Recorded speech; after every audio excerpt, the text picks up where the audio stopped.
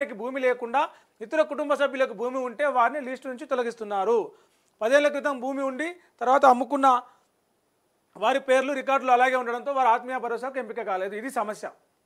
ఇంట్లో ఒక్కరికి ఉన్నా సరే భూమి, ఒక్కరి పేరు మీద భూమి ఉన్నా, ఒక్కరి పేరు మీద సెంటు భూమి ఉన్నా వారు ఆత్మీయ భరోసా పథకానికి అర్హులు కాదు. జాబ్ కార్డు మీద, ఒక జాబ్ కార్డు మీద ఉన్న 5 మందో 6 మందో ఫ్యామిలీలో ఉంటారు కదా, వాళ్ళకు ఇంట్లో ఒకరి మీద పేరు ఉన్న ఆత్మీయ భరోసాకు అర్హులు కాదు, పేరు రిజెక్ట్ చేస్తారు. అయితే 10 ఏళ్ల క్రితం భూమి ఉండి అది అమ్ముకొని రకరకాల కారణాలు వేరే వేరే పరిస్థితుల వల్ల ఆ భూమి అమ్ముకొని ఇప్పటికి రికార్డులో భూమి ఉన్నట్టుగానే చాలామంది పేర్లు ఉన్నాయి. అట్లాంటి వాళ్ళ పేర్లు ఎవరెవరు ఉన్నారు అని చెప్పేసి గుర్తిస్తాను. ఆ భూమి గతంలో 10 ఏళ్ల క్రితం అమ్ముకొని భూమి లేకుండా ఇప్పుడు దరఖాస్తు చేసుకున్న వాళ్ళు కూడా రైతు భరోసా పథకం లిస్టులో వచ్చినారు. అయితే భూమి రికార్డులో మాత్రం వాళ్ళకు భూమి ఉంది అని తేలింది కాబట్టి రైతు భరోసా పథకానికి వాళ్ళని ఎంపిక కాలే.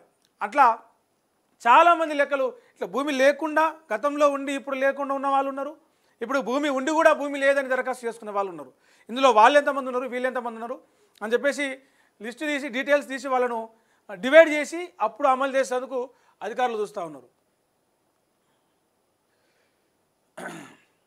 ఇటీవల గ్రామ సభల ద్వారా స్వీకరించిన అప్లికేషన్లలో అస్సలు భూమి లేని వాళ్ళు, జాబితాలో పేరు లేని వారు దరఖాస్తు చేసుకున్నారు. ఆత్మీయ భరోసా వస్తుందని ఆశతో భూమి ఉన్నవారు సైతం అప్లికేషన్ పెట్టుకున్నారు. గతంలో భూమి అమ్ముకున్న రికార్డుల్లో పేర్లు అలాగే ఉన్న వారిని అర్హుల జాబితా నుంచి తీసేశారు.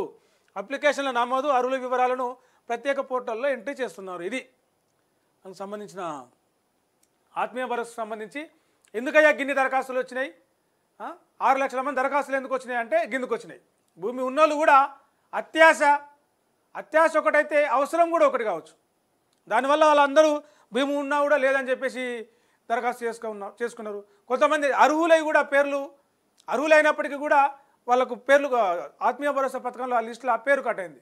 ఎందుకు కట్ అయిందా అంటే నిజంగానే వాళ్ళకి భూమి లేకపోవచ్చు, కానీ గతంలో భూమి ఉండి అమ్ముకొని రికార్డులో ఇంకా భూమి ఉన్నట్టుగానే రికార్డులో చూపించడం వల్ల వాళ్ళకు అది పోయింది. దానికి సంబంధించిన అంతా మళ్ళీ ఫ్రెష్ లిస్టు దాన్ని అధ్యయనం చేసే పనిలో ఉన్నది.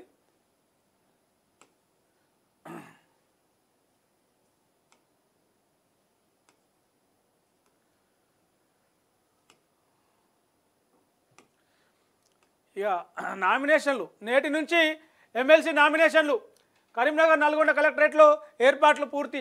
2 టీచర్ 1 గ్రాడ్యుయేట్ స్థానాలకు ఈ నెల 27న ఎన్నికలు. ఈ నెల 27న ఎన్నికలు జరుగుతున్న 2 టీచర్ 1 గ్రాడ్యుయేట్ ఎమ్మెల్సీ స్థానాలకు నామినేషన్ ప్రక్రియ సోమవారం నుంచి ప్రారంభం కానుంది.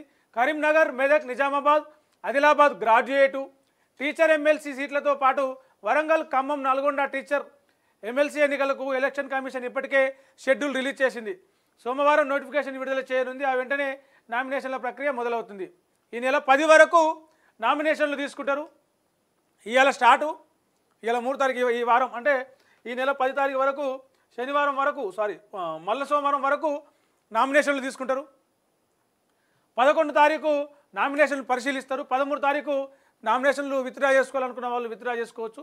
27 తారీఖు ఉదయం 8 గంటల నుంచి సాయంత్రం 4 గంటల వరకు పోలింగ్. మార్చి 3 తారీఖు లెక్కింపు రిజల్ట్. సో ఇప్పటికే అధికారులు ఏర్పాట్లు అన్నీ పూర్తి చేసినారు. నల్గొండ, కరీంనగర్ కలెక్టరేట్లలో దీనికి సంబంధించిన ఏర్పాట్లు, నామినేషన్లకు సంబంధించిన ఏర్పాట్లన్నీ పూర్తి చేసినారు. అయితే ఇక ఓటర్ల విషయానికి వస్తే మొత్తము ఈ 4 ఉమ్మడి జిల్లాల పరిధిలో కొత్తగా ఏర్పడిన 15 జిల్లాలు ఉన్నాయి. ఉమ్మడి జిల్లాలు 4 ఉన్నాయి కదా, కరీంనగర్, మెదక్, నిజామాబాద్, ఆదిలాబాద్, ఈ 4 జిల్లాలలో కలిపి మొత్తం డివైడ్ చేసిన జిల్లాలు చూసుకుంటే 15 జిల్లాలు, 42 అసెంబ్లీ నియోజకవర్గాలు, 271 మండలాలు ఉన్నాయి. డీటెయిల్గా చూస్తే మొత్తం 15 జిల్లాలు ఉన్నాయి. ఈ ఎమ్మెల్సీ ఎన్నికలు